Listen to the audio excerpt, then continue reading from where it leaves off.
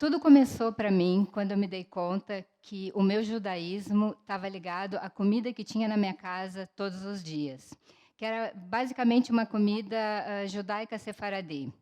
Eu não sabia que o meu judaísmo estava na comida, até que a minha avó adoeceu, e eu percebi que com ela o meu judaísmo ia junto.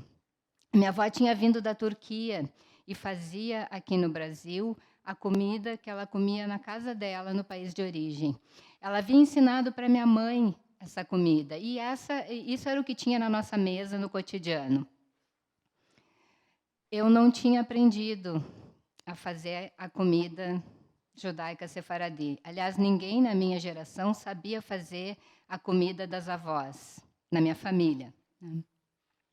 Eu acabei, então, me reunindo com a minha mãe e a minha tia, nós escrevemos as receitas, e eu fiz um livrinho bem simples e dei para todas as pessoas até a quarta geração, que na época eram bebês. Um pouco depois disso, um bistrô me chamou para fazer uma pesquisa. Eles queriam conhecer o que as pessoas achavam da comida e do lugar. E eu aprendi que a comida afetava eles de maneira muito profunda, significava coisas muito importantes. Eles me diziam assim: a gente come num lugar com mofo e aquilo não agride. Ou então, a gente come aqui umas comidas que a gente nunca mais esquece. Uma pessoa me disse: eu vou almoçar no céu. Esse era o lustre que tinha no lugar. A comida tem uma dimensão comunicativa, ela manifesta significados. E com base nisso, eu elaborei a ideia de que a comida é uma narrativa, ela pode ser uma forma social de contar histórias. Nos dias de hoje, na vida que a gente tem, a comida como um espaço de saberes sociais e a refeição como um tempo de sociabilidade se empobreceram, perderam na condição simbólica, na condição afetiva, na condição social, né. A gente come uma comida que a gente não sabe de onde vem. Dificilmente as pessoas têm tempo ou energia para ir para a cozinha preparar uma refeição. As pessoas não sentam mais juntas à mesa para comer.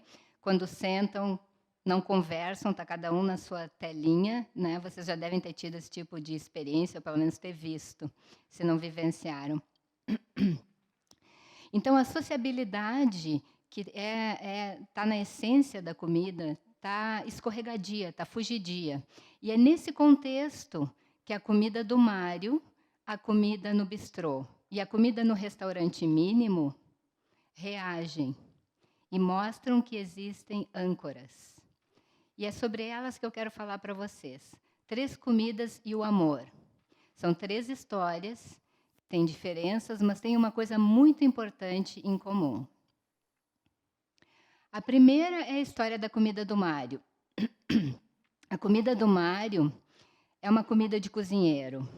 Não porque falta o requinte dos chefes, mas porque ela é feita de um jeito diferente. Ela vem à mesa carregadinha de amor, plena em generosidade, em carinho e em humor. E o Mário, às vezes, nem sabe quem vai comer. Ele imagina as sensações e os pensamentos das pessoas, vai para a cozinha e prepara. Um dia, ele foi no bistrô, nesse mesmo bistrô onde eu fiz a pesquisa, onde ele costumava cozinhar às quartas à noite e, eventualmente, nos almoços de sábado. E ele preparou uma comida para 2 pessoas que ele sabia que jantariam lá. Ele cozinhou só para as 2 pessoas. Ele mesmo não ficou para jantar. Deixou a comida de presente de aniversário para uma delas. E quando ele estava no trabalho, ele pegou uma folha de rascunho qualquer, como a gente faz em casa, né? Rabiscou uma ideia para o menu, mas acabou fazendo uma coisa um pouquinho diferente, como costuma acontecer com quem cozinha. Ele fez uma terrine de berinjelas com pimentões, queijo de cabra, uma salada com vinagrete de menta aromatizado com alho.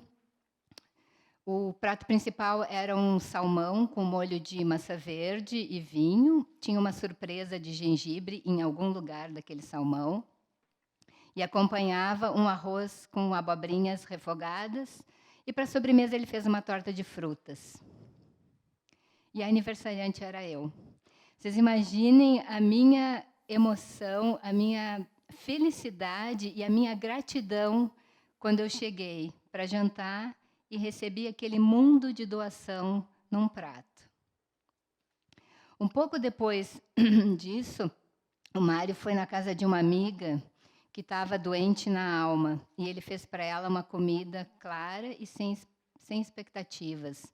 Era ravioli de queijos com molho branco liso, bem suave, e ele serviu para ela num pratinho fundo de porcelana branca e comeu com ela de colher. Eles tomaram água e conversaram em tom fraco. E assim ele confortou a amiga. A comida do Mário é uma comida de quem gosta muito de dar e não se importa se não receber.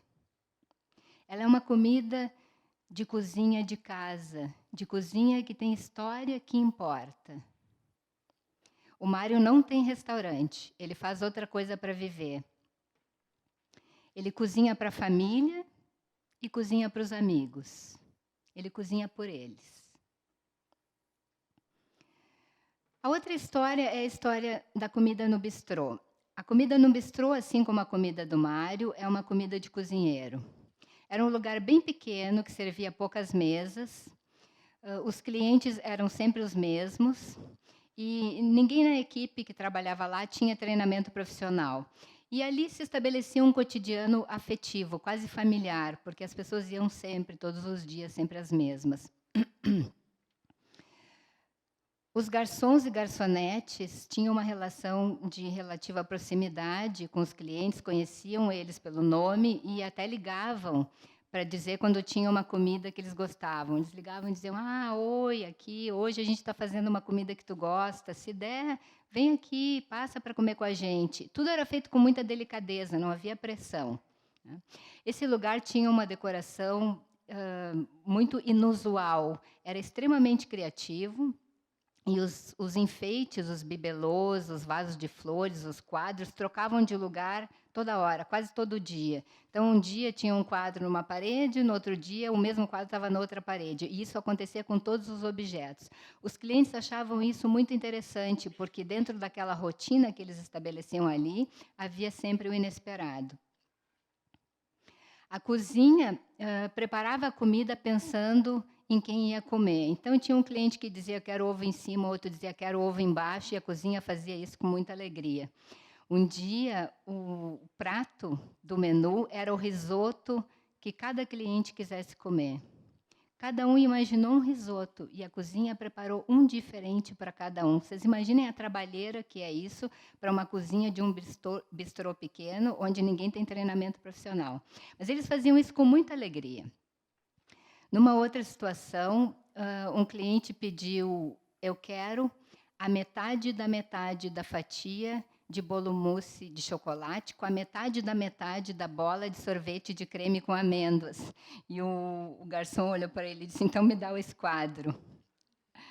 Numa outra situação, uma outra pessoa pediu: eu quero uma porção soft e farta da torta.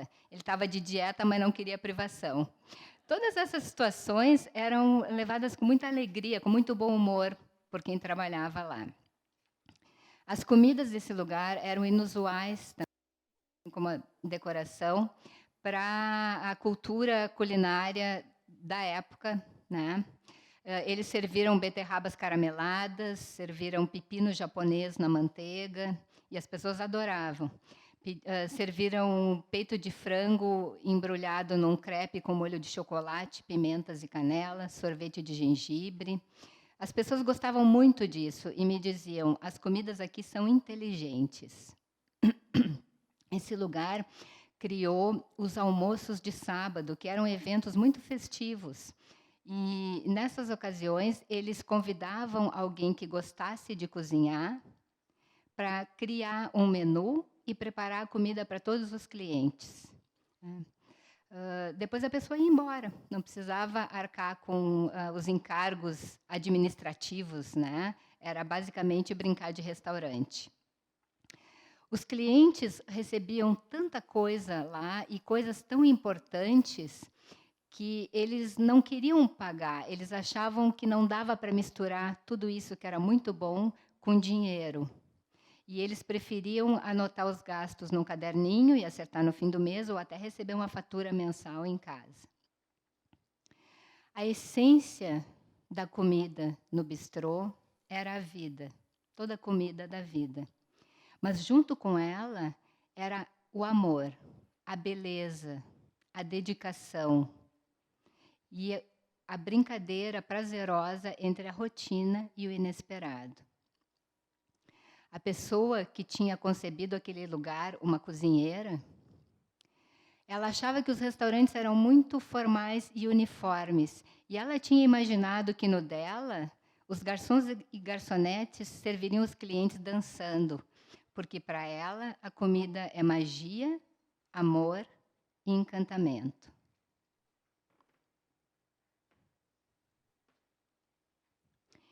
Esse era um bibelozinho que trocava de lugar todo dia lá. Na ocasião dessa pesquisa, um cliente me disse: a boca não é uma catacumba.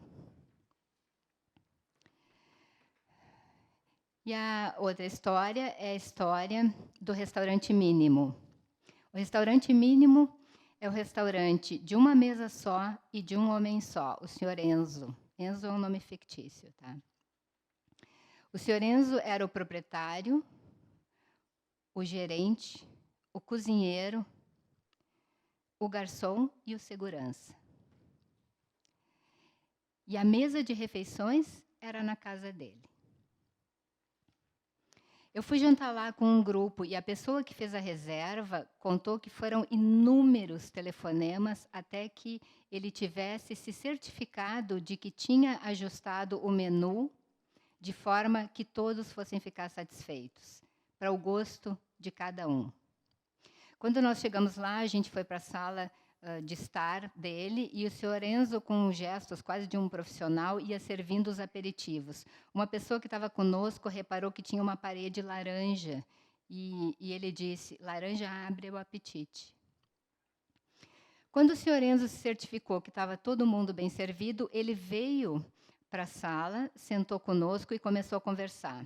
Ele contou alguma coisa sobre a cidade onde ele gostava de passear e a rua que ele preferia na Itália. Depois ele comentou sobre o livro que estava lendo, fez um comentário sobre a Guerra Civil Espanhola e contou uma história de comida. Ele disse que na noite anterior ao nosso jantar, ele tinha experimentado uma receita nova que levava amêndoas cortadas finíssimas, mas que ele não ia oferecer essa sobremesa para nós, porque as amêndoas que ele tinha encontrado eram finas. Nesse momento, ele fez um silêncio profundo e depois, em voz grave, ele disse: é uma responsabilidade dar de comer a alguém. Ele contou, então, que até os 66 anos não sabia fazer um ovo. Ele comia a comida da mãe. E ele um dia se perguntou: como é que eu vou fazer para comer o risoto de fungo da minha mãe quando ela não estiver mais aqui? Então ele pediu que ela ensinasse ele a cozinhar. Ela não ensinou, mas deixou que ele observasse. Cozinhava junto uma funcionária, mas o senhor Enzo achava que a comida dela não era como a da mãe. Um dia a mãe se foi e ele começou a cozinhar. Um dia a funcionária se foi e ele seguiu cozinhando. Ele contou, então, que vivia de uma aposentadoria que era insuficiente e que, para aumentar a renda, ele decidiu abrir a casa dele como um restaurante de uma mesa só. Nesse momento, ele se retirou, foi para a cozinha finalizar o jantar e convidou para que a gente passasse para a sala onde ele serviria. Quando nós chegamos ali, se criou uma situação muito difícil, porque ninguém conseguia sentar à mesa, afinal, era a mesa da casa dele. A gente aguardava que ele indicasse os lugares, mas ele não fez isso. E eu observei que todas as paredes ali eram laranja. E numa delas tinha uma pintura com uma fisionomia. Era a mãe dele. Durante todo aquele jantar, eu fiquei me perguntando, afinal, quem dá de comer? Aquela era uma comida com história. E o sentido daquela comida era o da doação de um bem amoroso que tinha sido dado ao Sr. Enzo pela mãe e que ele generosamente repartia conosco, distribuía para nós. Essas 3 histórias de realidade são da minha vivência na pesquisa do tema Comida e Sociedade. Elas são singulares, mas, ao mesmo tempo, têm a pluralidade de introduzir muitas outras histórias de comida. Nenhuma é celebridade. Essas histórias são as histórias de muita gente, de muitos de vocês. Elas ensinam que é tempo de parar, que a hospitalidade em espaço público é possível. Elas resgatam a associação entre nutrição e afeto, a generosidade, o respeito ao gosto de cada um, o tempo do convívio, a beleza e a possibilidade de transformação. No anonimato dessas cozinhas, mostram que cozinhar e oferecer comida são atividades significativas de amor e doação. Eu acho que nós alimentamos o futuro com narrativas de comida de todo dia, como estas.